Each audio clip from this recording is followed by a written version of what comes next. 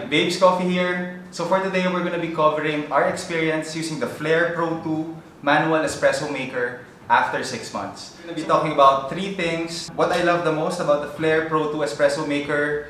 Later, gawa tayo ng coffee to share with you the workflow. And then lastly, I want to help you make a better decision then. So what are the things that I wish I knew before buying the Flair Pro 2 espresso maker?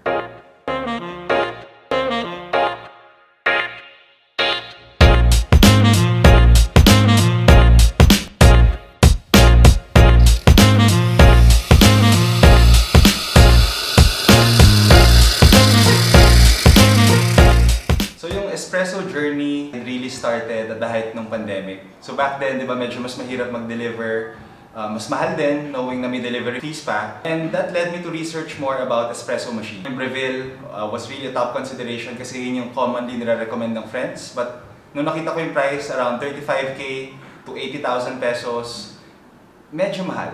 Meron din yung lilit. And I think yung price range doon, if I remember correctly, is around 50,000 pesos to around 150,000 pesos depending on the model. Consider ko din yung SMEG. I think that was around 20,000 pesos. After ko mag-join sa Coffee Home Brewers, doon ako na-introduce sa Flair Pro 2 Manual Espresso Maker. So doon ko nakita. Ang na-appreciate ko about the Flair Pro 2 Espresso, it's more affordable. So 16,000 pesos and you have access to quality espresso.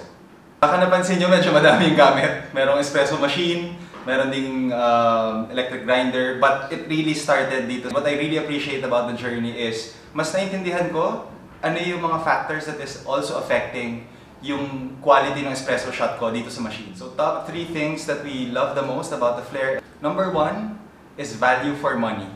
So it means na good quality espresso is now accessible at an affordable price. If gusto nyo i-convince naman si Commander to allow you na bumili ng Flair Espresso. Okay. Ang ginawa ko back then is nag-compute ako. Essentially kung magkano yung ginagastos ko per week. 1,000 pesos kasi isasama mo pa yung delivery fees. So 1,000 pesos, you multiply that by 4 weeks, that's around 4,000 pesos a month or 48,000 pesos a year.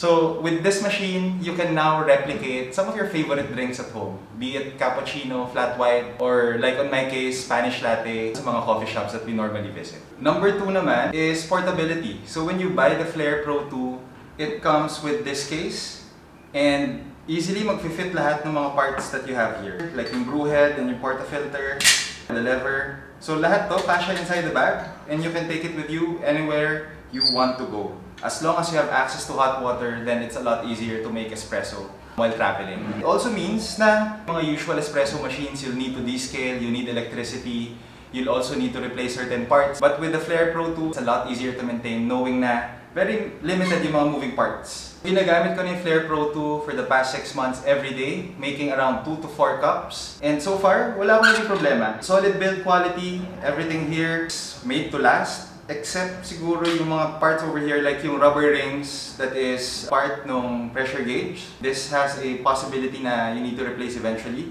So may mga rubber rings then inside your brew head. But other than that, feeling ko pwede mo pa itong ipamana. And number 3 would be morning rituals. So there's really something special sa paggawa mo ng sariling coffee manually. So even if meron na akong espresso machine, ito pa rin yung ginagamit ko everyday. And it's more rewarding. I've learned to love the whole process from manually grinding your beans to manually pulling your shots. And I do this every day. So before tayo mag-brew ng coffee, pakita ko lang very quickly paano tayo mag-assemble ng Flair Pro 2. Very easy. You have your main base, lever, attach mo lang. Right there. You have your drip tray. The next would be yung portafilter. You have yung screen. You also have your brew head. Put it here. The next would be your pressure gauge.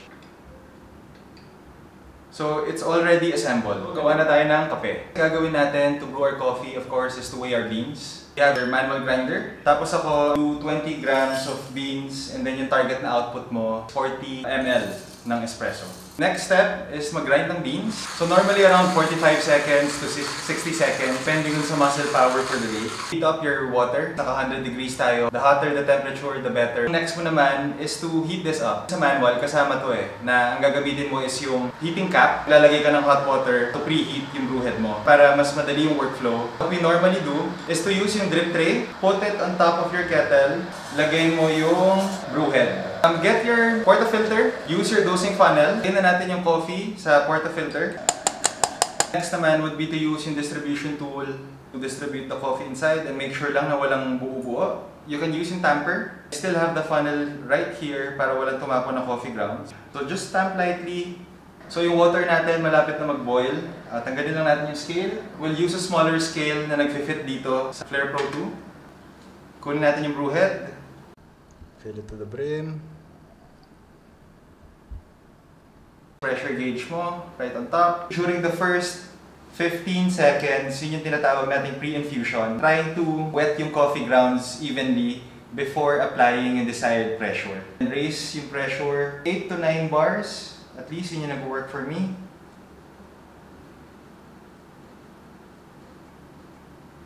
Babes, masyadong fine. Masyadong fine.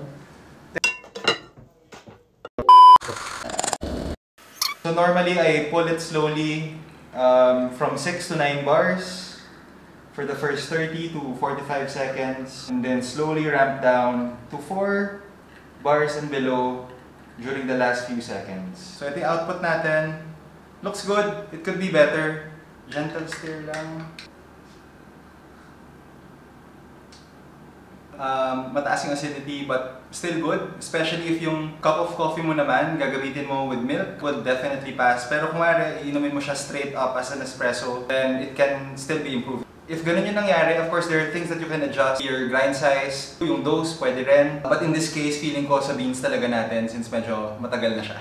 So at first, medyo frustrating, medyo natatagalan ako kasi makikita mo yung mga espresso machines, you can easily pull in 5 minutes. Pero what they don't tell you is you need to preheat them. It will take the same amount of time. So I would recommend this if nasa 4 cups ka a day. Pero kung may visitors ka, yan, medyo tumatagal. Bigyan mo na lang sila ng 3-in-1. I normally brew for myself and for my partner, si Chike. So yung 15 minutes na yun is time well spent for me. Nung nagsa-start ako, ang ginawa ko, order ako ng pre-ground beans and sobrang hindi ako happy sa output or sa lasa nung naging espresso shot ko. After reading a couple of reviews, I landed naman with the JX Pro. And sobrang nag-iba yung lasa. So I would recommend buying beans na freshly roasted. Plus, you really need this, non-negotiable. And there are other brands out there, but for me, ito yung pinaka-affordable based on the quality that you can pull. If gusto nyo rin gamitin yung grinder na JX Pro, merong link down below para makabili kayo. Last point naman would be ease of use. If napansin nyo kanina, may 3 areas ako na binabantayan habang nagpo-pull ng shot. Number 1 would be yung pressure, next would be yung time, and then lastly is yung yield. Kung ilang ml na yung nilalabas. Kasi itong 3 factors na to, yung nag-a-affect ng taste or yung quality ng shot that you will be getting. In comparison sa espresso machine, na pag na-dial in mo na yung beans, 1 click, tuloy-tuloy ka na, and you can enjoy your cup of coffee right away. After using yung Flair Espresso machine for more than 6 months, super happy ako. So, yung output niya is comparable sa mga high-end espresso machines. I see myself using this every day. So if you find this content useful and you'd like to see more, hit like and subscribe. And always remember, the only person that you're trying to please when it comes to coffee is yourself.